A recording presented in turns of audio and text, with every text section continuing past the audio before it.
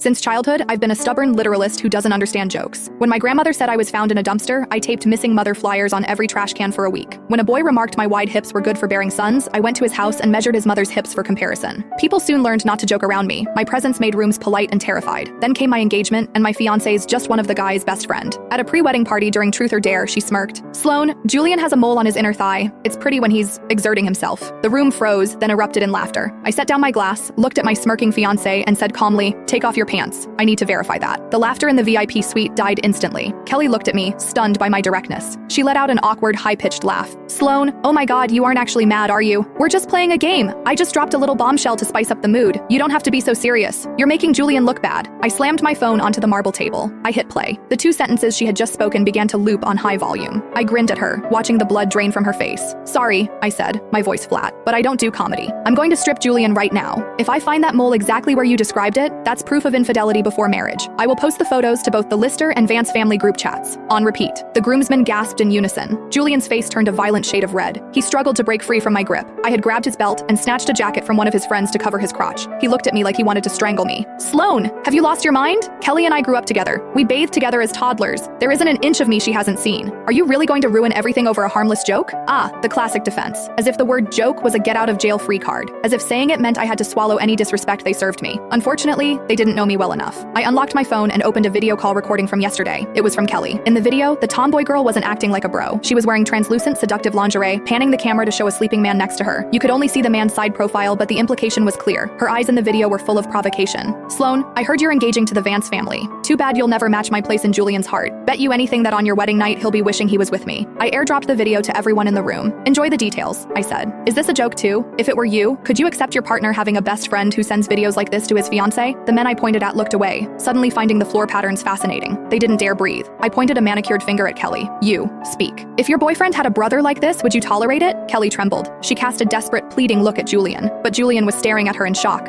Clearly, he hadn't known she was bold enough to record him sleeping and taunt me with it. Kelly bit her lower lip until it turned white. Finally, looking like a martyr, she bowed deeply to me. "I'm sorry, Sloan. Sending that video really was just a prank. I just wanted to test if you trusted Julian enough." She dragged out the word test, loading it with unspoken meaning. Seeing the stiffness in Julian's face melt away,